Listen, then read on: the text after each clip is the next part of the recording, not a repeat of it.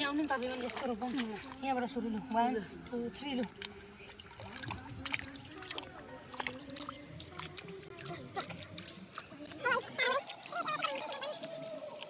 खेती चाहिँ यसरी पहिलाउनु पर्छ सबैजनाले नै हो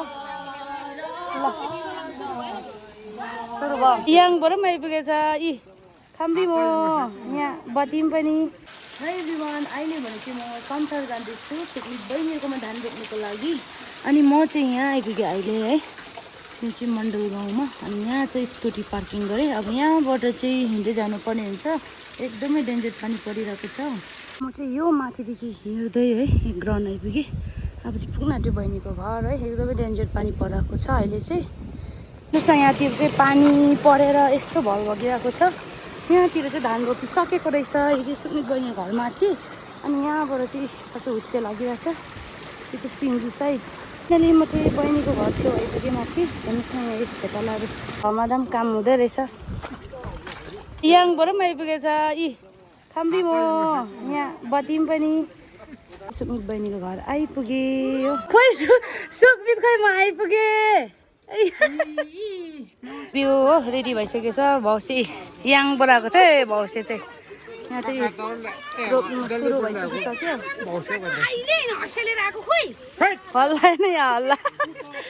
भन्यो एउटा भर्खरी बनेको भर्खरी हेऱ्यो कि तर इन्कम्प्लिट भइरहेछ नि खलेको राम्रो यस्तै गर्छ फुलहरू लाएर बनाउनु पर्छ अरे हो अब यो यहाँ यहाँ चाहिँ कसरी खाना तुरुन्तले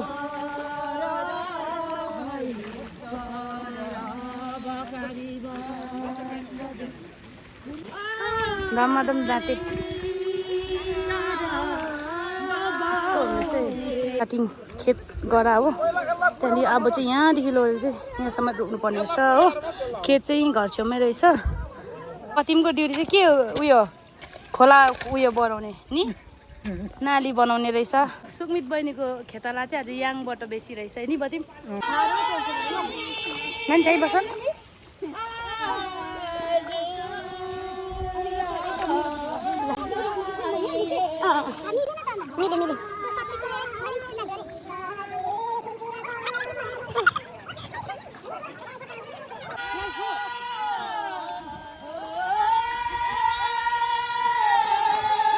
दामी दामी दामी असारे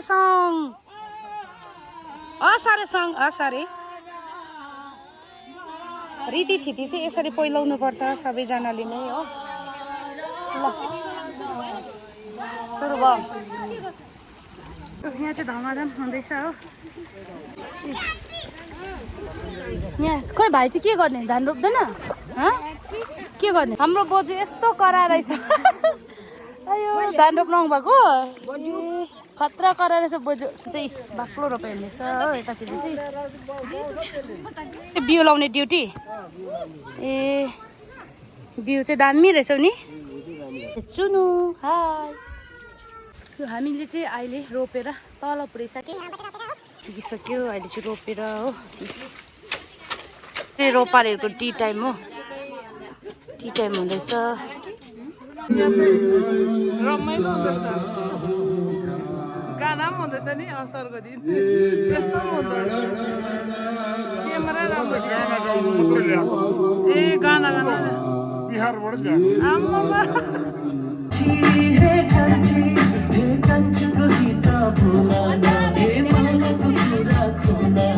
हामी चाहिँ यहाँ आइपुगिसक्यो अहिले रोपेर हो अब चाहिँ हाम्रो यहाँ सुट हुन्छ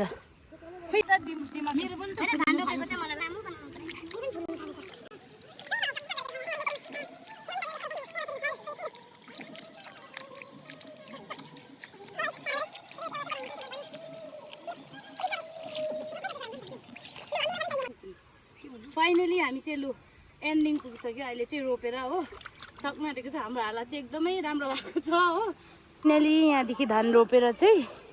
हेर्नुहोस् है तल यहाँ सकिसक्यो है यति चाहिँ रोपे आज सकेर हेर्नुहोस् न हाम्रो हालत चाहिँ एकदमै खराब छ है कतिजना चेलीबेटी छन् कति बुहारीहरू पर्ने छन् कति दिदीबहिनी कति आमाहरू बोजूहरू हुनुहुन्छ होला उहाँलाई यसरी भकारी मानेको चाहिँ यसरी हामीले मनाउने गरेको छौँ र